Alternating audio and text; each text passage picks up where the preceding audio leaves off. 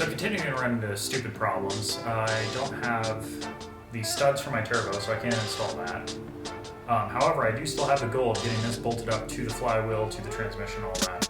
So I'm still gonna get that done, and I might even try and put it in the car today, maybe tomorrow, but making progress. I just can't put the turbo on, I can't put the intake manifold on, some accessories, all the stuff I can put on after the fact. Like if you put on turbos in the car engine and everything, then I can do it, same thing. So I'm just gonna get this thing sorted out as quick as I can and just see where it takes me.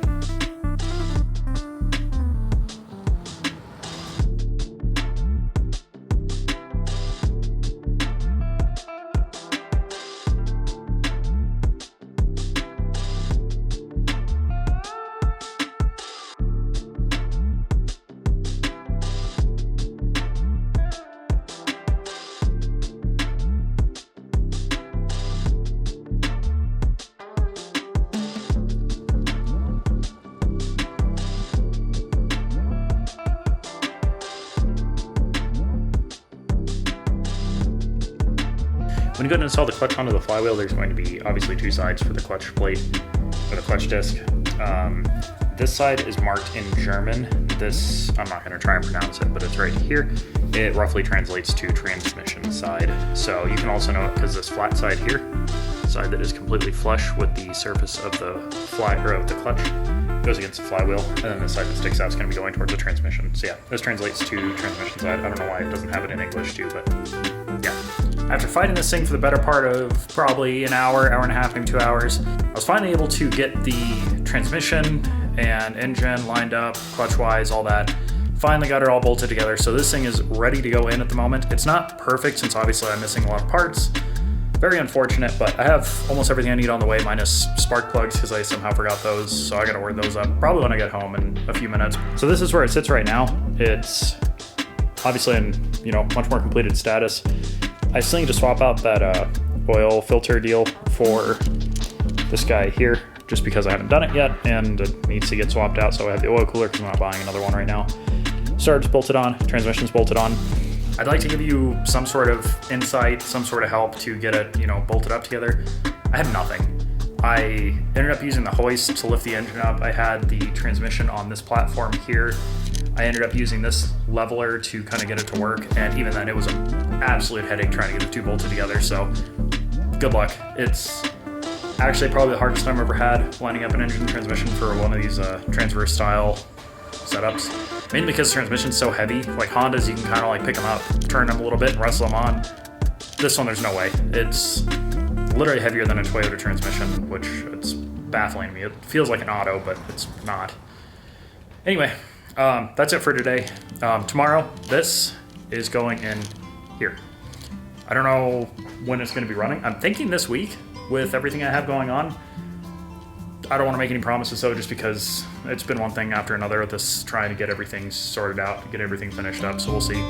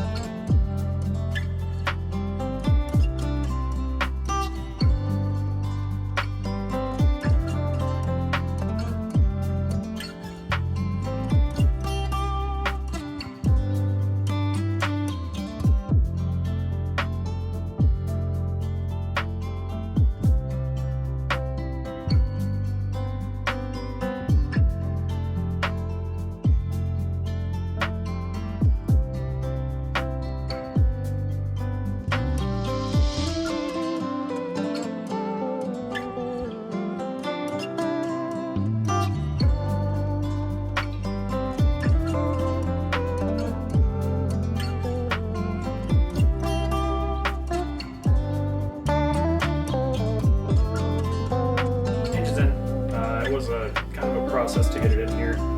A couple things to note, I think, for future doings, I guess, is put on the oil filter housing, oil cooler, all that first. Figure out which one you're going to use. I'm going to be adapting this one to run the factory one with the factory cooler, and then eventually I'll swap over to the spin-on filter. I'm just not doing it right now just because it's, I had to buy more stuff for it. I already bought enough, and I still have more to go just to get this thing to start, let alone trying to get an oil cooler to work. So that's gonna be a later problem. Shifter stuff is all taken care of. I'm pretty much like, I'm making really fast progress on this, but it doesn't feel like it. It feels like every time I do two things, another thing or two is either missing or broken. So it gets a little defeating after a little bit, but I mean, it's still going together. I just thought I'd give an update on this thing as far as where it's at right now. I think I'm gonna throw on the AC compressor, start figuring out wiring, do my fuel injectors, get the entire like assembly here closed up. Spark plugs are coming in tomorrow, and then I will be able to throw those in, get my coil packs on here, and then I'm guessing probably by Friday we'll be able to start this thing up if everything else comes in and I'm not missing anything else that's just stupid. So here are the injectors back from Graveyard Performance. They give you a nice sheet just showing you your flow rates on like cruise, wide open throttle, stuff like that, before and after the cleaning, how they score as far as like excellent, bad, if they pass or fail, and then they'll go through and they will do bench testing, ultrasonic cleaning, reverse flush, final bench test, and replacing the filters. I have these little basket filters I got from CW Turbos. I might go ahead and throw these in. I'm not sure. Kind of want to since I already bought them, and apparently they're supposed to be a little bit, more reliable and don't fall apart. And then I also have all of these fuel injector seals from GB Remanufacturing. They are significantly cheaper than just buying like the OEM ones. This is what they look like. And then this is what they look like out of the box. All these are gonna go up here. And then for the actual seats, we have these guys here, also from CW Turbos. Pretty nice little pieces. These were actually the cheapest ones I could find. They were $150 for the full set. I haven't seen anyone else run these, so I'm gonna be testing them out to see if they work well or not. If they do, great. If not, well, hopefully it doesn't cost an engine. I'm gonna look at the filter, see what it would take to pop these guys out, and then go ahead and install these injector seals and kind of go from there.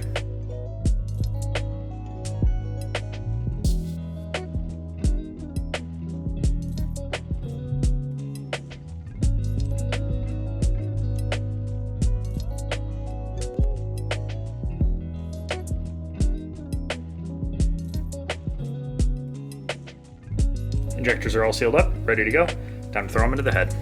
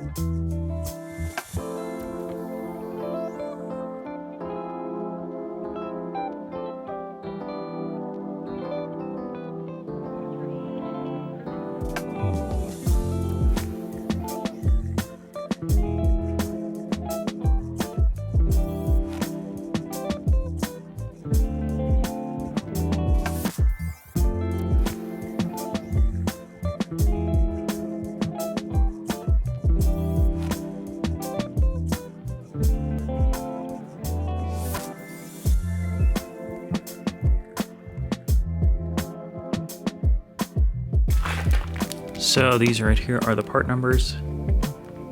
They are all in sequence. It just the last digit changes from 1, 2, and 3. So in case you need those, they're right there. All in all, I think they were like $10, $15 for the seals, so not bad.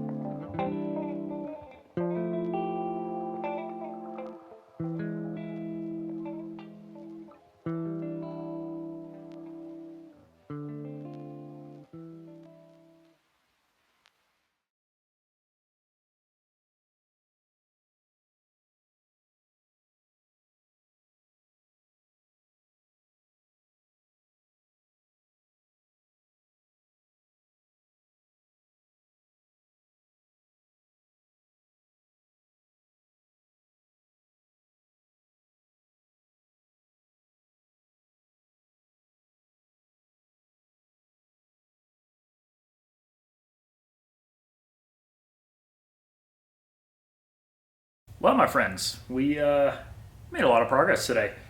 I'm pretty excited where it's sitting right now. Still got a bit of work to do on here, obviously. I mean, it's not together yet, it's not running. But I got the intake manifold on, which is huge. Dipstick's in, so the oil pan is completely sealed up, minus this lack of oil filter here. I have these guys capped off. Not really sure why, since there's no oil filter on it. I'm quickly running out of time today, but I want to try and get this bulkhead up here, connect some of the coolant lines on the trans side. Just try and get as much oddball stuff knocked out as I can, so that way when it comes time to work on it again, I have even less to do.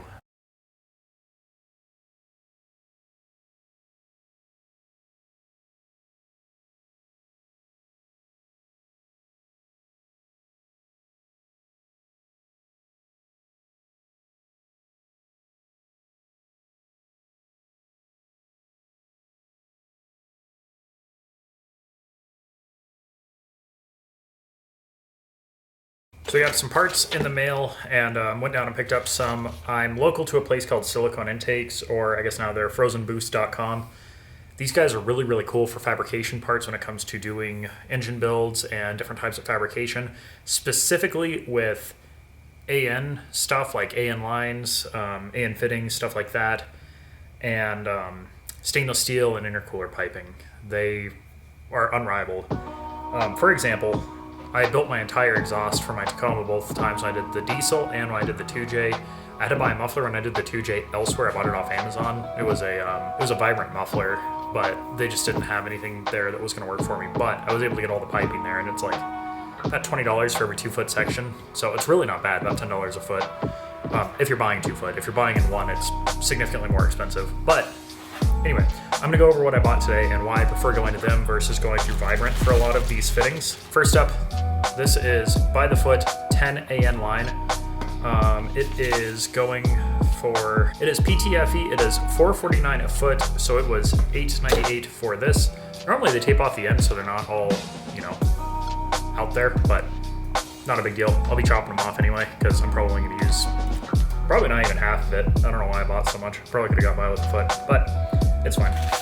And then I also bought 2 fittings to go on the end of that. These are $14.99 a piece. Vibrant ones I think are like $30 or $40 a piece for these, so definitely a good price there. Then I have the same thing for the 6AN. I already have some 6AN line, and these are $11.99 each. And then last I have this little adapter. It is 1/8 MPT to 6AN. This was $5.99. So all in all, not bad. It was $72.47 after all of tax, everyone steals some money out of it. So not horrible. I'm much happier paying that and just building my own lines than paying a lot more for lines that I can fabricate myself for a lot less. The one tricky thing about these, if you go to buy this is a plastic liner on the inside here that's not rubber like a lot of your other AN lines. Like, it is pretty stout. This is PTFE. They only sell PTFE things there. They stand very, very strongly by PTFE versus just standard rubber AN line. I've actually grown to prefer it. It just really, really sucks trying to assemble it. I'll probably add it into a video at a later time. I'm probably not going to do it on this one just because I'm trying to just zoom through this part and just get it all together. But we have more projects coming up, like a LS swap on my Tacoma at some point in the somewhat near future. That one will have to do it for the power steering lines. I've done it in the past on both my engine swaps. Going into the rest of this, I have this KO4 AN adapter. I bought it off eBay. I think it was like $10. Hard finding these. These are the same as apparently TD05s. So if you're looking for this, you can't find KO4. TD05 is what you're going to need. We got our Rock Auto magnets, add to the collection. Always cool. This is the gasket for the fuel pump going on the side of the head. Should have been included in the gasket kit. Spark plugs. The only belt I could find on Rock Auto that was actually labeled as the proper thing. Never heard of Bando before, but apparently OEM supplier. Don't know. This is the coolest thing I got, in my opinion, out of this whole bunch.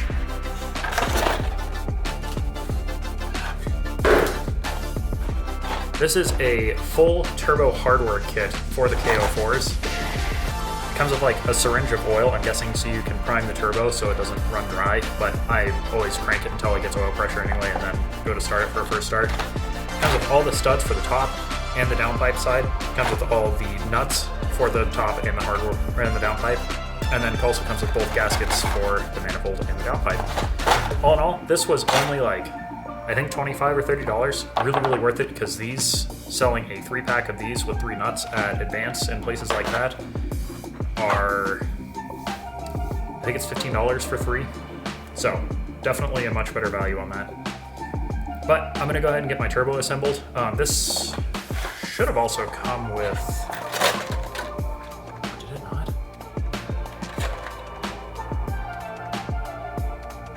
I think this should have come with the water line gaskets as well, but I'll double check it before I say for sure. I think my first thing's probably gonna be getting my turbo assembled and then building lines to and from it. Actually, no. First thing I'm gonna do is the first thing I'm gonna do is get all of the engine side things done, get it completely sealed up. I want the high pressure fuel pump on, I want all the spark plugs in, I want to get the coil packs on, and then everything else in there is just gonna be either working on the oiling stuff or wiring, and then should be able to get the front end on today too, depending on when the plumber gets here to work at my grandma's house. But let's get to it.